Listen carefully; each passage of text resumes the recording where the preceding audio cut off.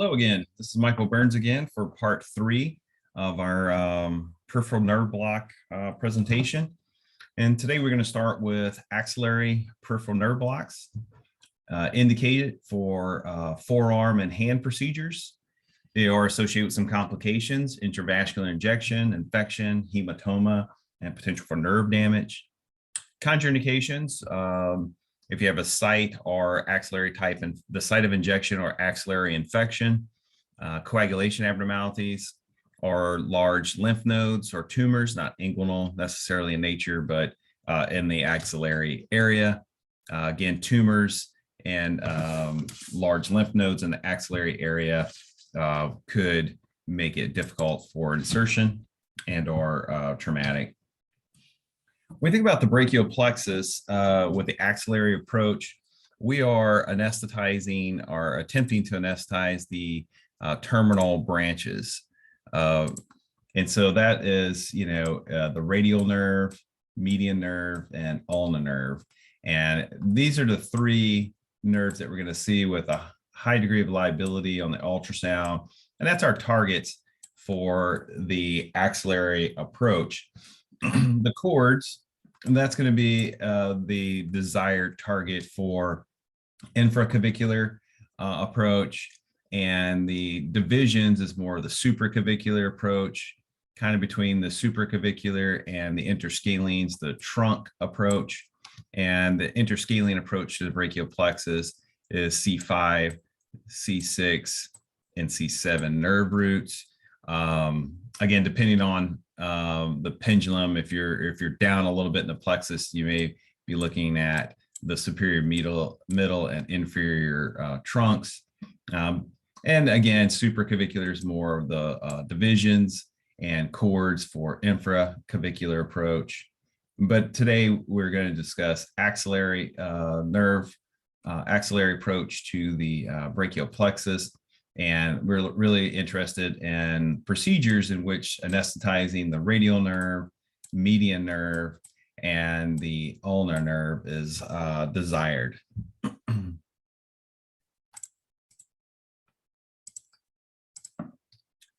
The coverage from placing an axillary approach to the brachial plexus nerve block is that again, it's good for forearm and hand type procedures. And we can see the coverage that we would be getting from an axillary block. The anatomical pattern, if you will, or puzzle, I always call it an anatomical puzzle, either using an ultrasound or nerve stimulation. We're trying, and palpating the artery, we're trying to establish with either stimulation, palpation, or ultrasound, where are we, where's our needle tip in relation to the nerve location. And so we can see here's the artery here. And if, we gain access to the other side of it, we're going to have access to the radial nerve, the ulnar nerve, and then of course the median nerve is back in this area. The idea is that if you get stimulation of the radial nerve and inject, you're going to kind of fill in this entire space with local anesthetic. You have to be very mindful, though, for the axillary approach, is that we have the artery, the axillary artery, but we also have the axillary vein and these other veins to contend with. These guys are easy to get into, and we definitely don't want to make an injection in that area because that would lead to local anesthetic systemic toxicity potentially. And that's why it's super important to make sure that our total volume is less than the toxic range for these patients. So, we want to put some additives like epinephrine, and we want to make sure that we're super vigilant with frequent aspirations. And if you're using an ultrasound, make sure you watch out for your probe pressure, that we're not occluding one of these veins.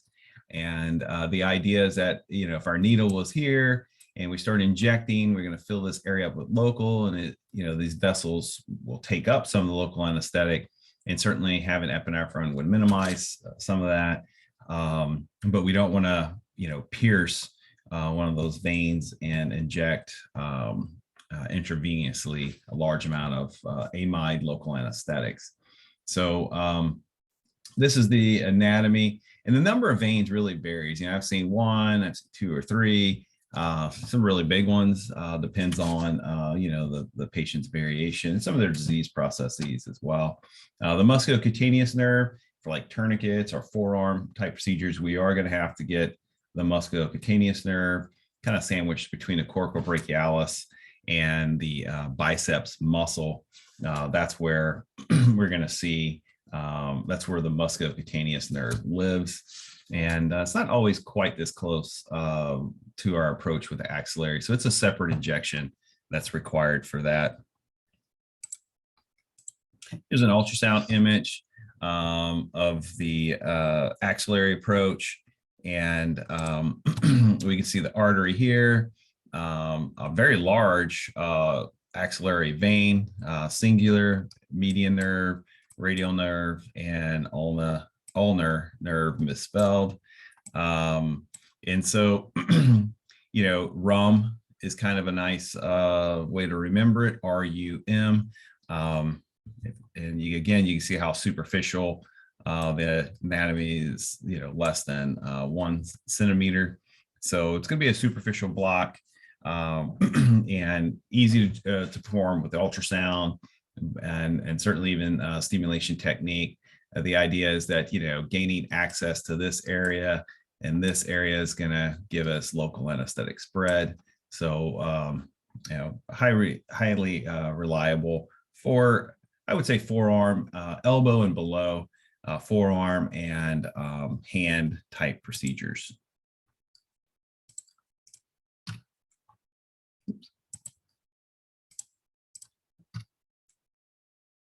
So this is a great image of ultrasound kind of being a bit of an issue for patient safety. And this is pretty common. I have students that come and do a 2-week, CRNA students that do a 2-week acute pain rotation with me. And one of the things they'll hear me say a lot is caution with your probe pressure. It's like, hey, you're occluding that vein. And you can see the needle coming in here. There's the tip right there. And remember the big vein that we saw in the previous image? It's compressed now. And so we could kind of just slide right in there with our needle and inject. The artery is not as compressible. But again, if we were to advance the needle in this trajectory, we could maybe encounter the artery, but we could in fact slide or penetrate the axillary vein that's very compressed. So you have the median nerve, but you have the vein that's compressed. So again, ultrasound does have some safety enhancement capabilities, but it also does have some issues as well. So please be very mindful of that. And your probe pressure is key. All right, so femoral peripheral nerve block. This is an area that most people are very familiar with as far as nerve, artery, vein. You can palpate the artery here, and we know that 1 to 2 centimeters laterally is going to be the femoral nerve. We have the ilioinguinal crease here, and so we also have the lateral cutaneous nerve of the thigh, or lateral femoral. And when you're injecting, let's say, a decent amount of volume here for the femoral, you're going to get some spread, and you're probably going to get some of this holster type pain relief, or the lateral cutaneous nerve of the thigh, lateral femoral. And you may get a little bit of medial spread where you get a little bit of obturator. But again, the target is for the femoral nerve. And always make sure that you are infrainguinal crease, because this vessel and this side of things is the iliac. And we could have some issues with, a puncture. Maybe you get some bleeding. It's bleeding that's not easily compressible, and could track up and get some retroperitoneal bleeding. So the ilioinguinal crease is kind of the place to be below. Indications: any kind of anterior thigh or superficial surgery of on the medial leg below the knee. The terminal branch of the femoral nerve is the saphenous nerve, which is going to innervate a small area of the medial part of your foot and ankle, part of your your great toe and your medial malleolus. We use it a lot for quadricep injuries, some femur fractures, patella injury or fractures. We used to use it for knee surgery, like total knee arthroplasties and etc. The adductor canal block has been superior for that, because it's, basically we want to retain the quadriceps muscle group activity, decrease the incidence of falls and so forth. But we still use it for like amputations, above the knee amputation, and quadricep and femur shaft fractures. We're still utilizing femoral nerve blocks for that. Complications can, obviously, you're by the artery and vein, you can have intravascular injection or penetration, and then you have a hematoma, can get an infection in that area. Nerve damage and motor weakness is why it's lost its popularity for a lot of our knee procedures, because of the risk of falling. Contraindications would be a site or peritoneal infection, if they're coagulation abnormalities, or if they have, again, just like the axillary, if they have enlarged inguinal lymph nodes or tumors, we would want to avoid femoral nerve block due to damaging those, and certainly altering our anatomical findings as well. Okay, so basically we're attempting to anesthetize the lumbar sacral plexus portion, L2, 3, and 4, the posterior divisions of that. And again, we're just looking for, in this particular lecture series, that we're looking at the femoral nerve. You will get some lateral femoral cutaneous nerve, again, getting a little bit of spread at the ilioinguinal area. Supra inguinal approach, various blocks that you could get a little more lateral, but for the most part, let's say we're injecting in this area, we'll get a spread of local, kind of all in this area. So you will get some obturator and some lateral femoral cutaneous, but predominantly we're really going to focus in on that. We're really interested in getting femoral nerve anesthesia.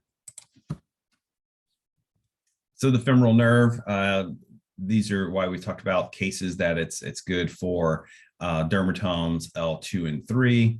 We can see that it goes down 2, 3, and 4. It goes down to the medial aspect of the great toe and ankle and leg, lower leg, as well as the knee and the anterior portion of the thigh. Again, not good for posterior coverage, but certainly, and anything outer, you'll need the sciatic and so forth for that sort of coverage. A good approach to the femoral nerve is either ultrasound examination and finding the artery and finding the vein and looking lateral, also palpating the artery and doing the idea of going 1 to 2 centimeters laterally to stimulate the femoral nerve. When you stimulate the femoral nerve, the patella is going to tract and snap very nicely, quadriceps, and certainly a very reliable anatomical area. Again, make sure that we're staying infrainguinal crease or ligament. One of the ways that you can palpate would be the anterior superior iliac spine, the ASIS, and make sure that you're clearly below this area for the ilioinguinal crease, and you can reliably you get good stimulation here. As we go lower, you can see how quickly the femoral nerve starts branching out, going to various contributions to the quadriceps. As you are lower, you're risking not getting complete coverage of the anterior thigh. And so you do want to be a little higher up in this area, but again, below the ilioinguinal crease. You want the nerve to be, together. You want to catch it before it starts branching off. And as these branches are starting to come off, we're going to, we do it lower for our purposes. Very common in my practice for the saphenous portion of it is because we want to retain all of these muscles being innervated by the branches, like the quadriceps, to keep them motor intact. But if your desire is to do a true femoral with nerve stimulation, we're going to have to be up here in this area where the nerve is together.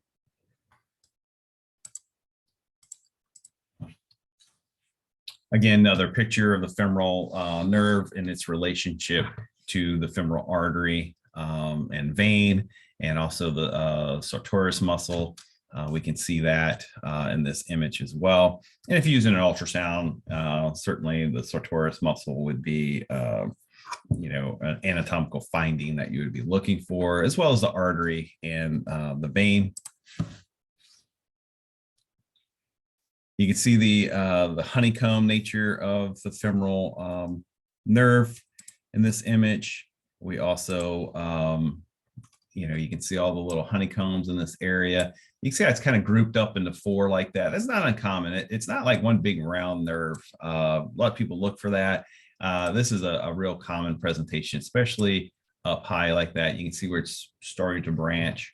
And in the ultrasound, you can see the fascia lata, and then of course the fascia iliaca as well. And the idea that, as we inject in this area, we're going to fill this whole area up with local anesthetic and get diffusion into the nerve and get a really nice nerve block. And it's pretty reliable that it's lateral to the femoral artery. This position of the vein is not going to be always perfect like that. It's always, I would say, more times than not, it's going to be the most medial vessel. But I do find a lot of times that it's kind of this type of vicinity where technically you encounter the artery first and then the vein, but they're kind of under kind of some overlap there. So be cautious of that variation. If you're using an ultrasound, you'll see it. Nerve stimulation, you can encounter the artery and or the vein. So watch frequent aspirations, and again, safety first. Make sure that we're not performing an intravascular injection. There's an ultrasound image of the femoral nerve, and yeah, we can see that here. We did put a little catheter in this area. Like I said, most of the blocks that I do are continuous plexus anesthesia. You can see the fascia lata, fascia iliaca. You can see the artery and the vein. I like this picture because that's how it normally, I see this a lot. I would say this is my most common variation that I see in our practice. So technically it's, nerve, artery, and vein. But there's clearly some overlap here. So just be mindful of that. Why is that important? If you're starting out with ultrasound stimulation and stimulation technique, when we're doing stimulation technique, we're kind of advancing the needle like this, right? When I do ultrasound guided, it's in plane. And so we're going from lateral to medial. And you can see if your trajectory is off a little bit, you miss the artery, but you hit it right into the vein. So just, for whatever that's worth, make sure that you're at least, entertain that idea that just because you missed the artery, one would think you'd have to go through the artery into the vein, which would be a terrible idea. You would create a fistula at that point because you have a high to low pressure communication. But the idea of just because you're underneath it, you're safe. The vein is very commonly kind of in this position. So be careful with that approach. We do it all the time, but again, you just want to be aware of, that's why it's important, instead of go look for a nerve, to actually go and survey the surrounding area and fill in that anatomical puzzle. All right, so lastly, we're going to cover the popliteal peripheral nerve block. Indications is a foot and ankle surgery, and man, what a game changer this is for major ankle fractures, and being able to care for these folks with a peripheral nerve block. Certainly requires decreased requirements of their opioids and anesthesia. We've even done ORFs of the ankle just under blocks, especially foot surgeries, amputations, toes and so forth. It's an excellent technique for that. And ultrasound does provide a pretty good advantage because of just some of the anatomical variations that are there. But again, good for foot and ankle surgery. If it's including the medial part of the ankle, you're going to have to do a femoral or saphenous block as well.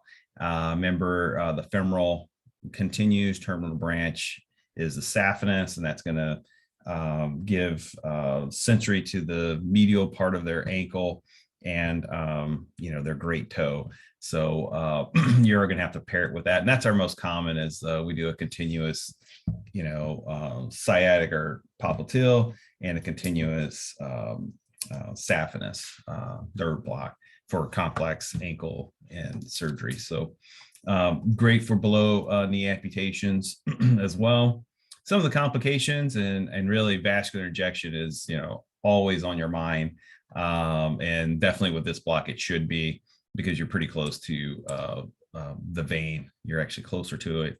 Nerve damage can occur, and you get a hematoma if you have vascular injury, and basically infection or injection into the artery. We always watch out for infection anytime we pierce the skin. And motor weakness, just like with the femoral, they have a numb foot, so it's kind of hard. Again, they lose function of that part of their leg, and they're at risk for falling. Contraindications and cited infection, not injection, coagulation abnormalities, and large tumors in the area.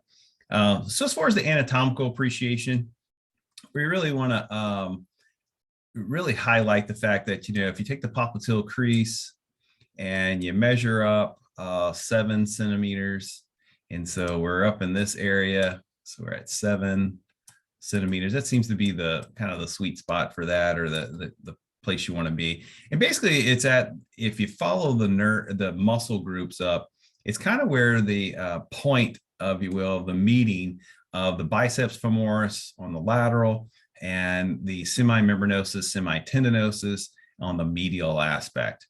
And why do we like that is that's where the sciatic nerve most likely is going to be encountered. And I always kind of advise people to go a little more lateral than, kind of sneaking underneath this biceps femoris is a pretty good idea. And so we want the tibial nerve and the common peroneal nerve to kind of fuse together, and it's pretty reliably fused together here at that point. And it's also fairly reliable that the vasculature is going to be a little bit of a distance from it in this regard. So I do like that, and it keeps us kind of away from the vasculature, decreasing the incidence of vascular injury and systemic absorption by, again, keeping us away from that vasculature.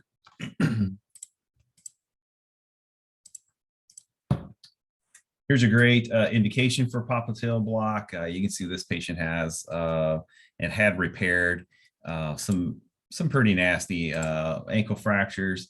Again, you can see the fibula on the outside of laterals, pretty well fractured there. Medial fracture here. You can see this little bit of a space here. So this is actually a trimalleolar fracture. It was subluxed. And this patient received, the plate and screws, another counter anchoring screw. lot of pain with this post-operatively, and also, you know, intraoperatively, we require quite a bit of anesthesia. And so this would be a good example of a case to place a popliteal block. Anatomically, again, just to highlight the idea of the biceps femoris here, semimembranosus, semitendinosus here, and we can see how the tibial nerve and the common peroneal nerve are about up in here. We can see where it kind of has a nice little point right there, the tip of the triangle, if you will. That's where our target would like to be. Please make sure that you know that the vessels are, you know, you got a vein here and you got an artery here as well. And so we want to stay out of this range and resist the temptation to kind of be closer to this border of the semimembranosus, semitendinosus. We don't necessarily want to be in this area. Okay. This is the coverage you're going to get from the popliteal block. We can see, you know, posteriorly where you get some spread up, probably not too much. So we're going to be in this area and below. And again, the large component of the foot and ankle, it comes from the sciatic. You know, of the 5 nerves innervating the foot, we're only missing one, which would be the saphenous. Happen to be an important one if they're working on the medial aspect or the great toe, but if not, you can make all your coverage with the popliteal approach. So. All right, note position of the vein. Yeah, I sound like a broken record. It's kind of what my students say about me. And again, we're just looking for the tibial nerve, the common peroneal nerve. As we get up higher into this point, if you will, the merging of our semitendinosus, semimembranosus, and the biceps femoris, like right up in here. And if we kind of hug this side, which would, in this case is the lateral part, it's always going to be lateral with the biceps femoris. That's where we would encounter our the fusion of the tibial and common peroneal nerve, and really get a good stimulation and also a good block.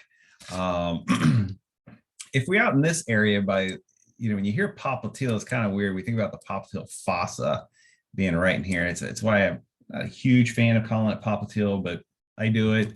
You know, you would stimulate basically the tibial nerve, and then you would also stimulate the common peroneal nerve. We want to be up in this area at the top of it, right where this triangle is, and you can just follow up these tendons. And a lot of patients, you can see them really easily. And, you know, we can gain access to this area and do a really nice anesthetic for them with a single injection and or catheter, depends on, you know, what utility you're at. But in a lot of patients, that, I mean, even in America, we can see some of these muscle groups and have some appreciation for this triangle. And that really helps us with that. And again, that mark's going to be roughly around the 7 centimeter mark. We do measure that. I don't, because I use the ultrasound and we're coming in from the lateral approach like such. But in this case, I used to measure them all the time, especially with the stimulation technique, to make sure that I was kind of up in this area for the block placement. And that's, you know, totally appropriate. Here we go. This is a ultrasound image for the placement of a popliteal block. And this is great. We're up about, you know, 7 centimeters, maybe even a little more. We just look for the fusion of the common peroneal and the tibial nerve. And you can see why I'm suggesting this, and all your, you know, NYSORA, all these websites, textbooks suggest it, because there's a little bit of distance now between these nerves and the popliteal vein, and of course the popliteal artery.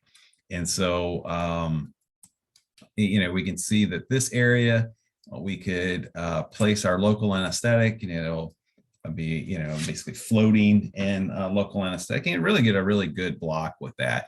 And you notice how this is hypoechoic in nature, this muscle group here, this one as well. That's a good thing, because if you're going to do ultrasound and you see it really hyperechoic, you still probably a little low. And there's gonna be a lot of tendons there. It's not probably the best idea to go through all that. It's gonna hurt. And it's also, you know, you're tearing some of their tendons with them. So, you know, it's nicer to have this sort of trajectory through the biceps, not really where it's raw tendon. You can see this is a little thicker. It's more hyperechoic. So we don't come from the medial side, but again, coming from the lateral side, for this approach, we're going through the thicker part of the muscle. Still going to hurt them a little bit, but I find it's 10 times more tolerated than like any kind of ankle block or anything like that. One injection here, lots of local infiltrate here, kind of get our trajectory, and then we, you know, pass the needle. And, you know, you can see the honeycomb nature, not as much now because I scribbled all over it, but you can see the nerves here pretty readily.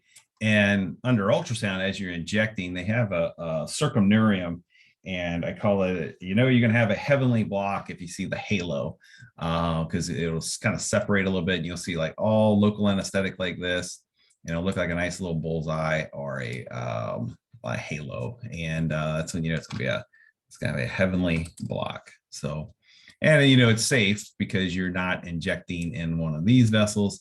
You get to see the extravasation of local anesthetic. And so it gives you some confidence that you haven't, you know, damaged one of the blood vessels.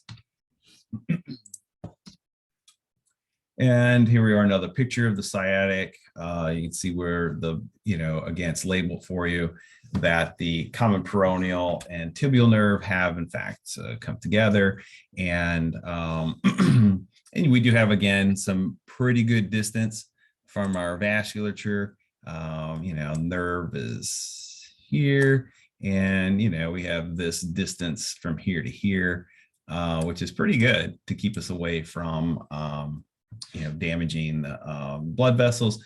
So when you're doing stimulation technique or ultrasound and stimulation, so if you're doing, you know, out of plane or just stimulation, we're gonna come in this trajectory like so. If you're off base, let's say we're injecting or advancing our needle, we're missing it. The risk of going too deep is that we're going to be in this area. So we have to be kind of mindful of that. To think about, you know, going too deep, we're going to risk having some encountering of this vasculature. Again, we can see the biceps femoris, semimembranosus, tendinosus there. So if you're doing in plane, the trajectory is going to be like so. I like to kind of split in the middle where I can easily take the needle and guide it over and then guide it under, where I can get really this whole area covered and surrounded by local anesthetic. So hopefully I'm not making you guys too nauseated with all the drawing on the picture, on the ultrasounds, but I really think it helps me. Hopefully it helps you. If it doesn't, send me some feedback and I'll kind of cut it out. But anyways, that's the ultrasound image for the popliteal. And that concludes our part 3 and the final part that I'm going to present. Again, our students will present a more detailed discussion and videos about popliteal, femoral, and axillary. I again thank all of you for your time and your dedication to your career and your patients. I look forward to continuing these type of programs, and also look forward to my return visit to Cameroon in December. And thank you guys very much for all of your attention and time. And I hope you find these somewhat helpful at least. And we'll see you guys pretty soon. Take care. God bless.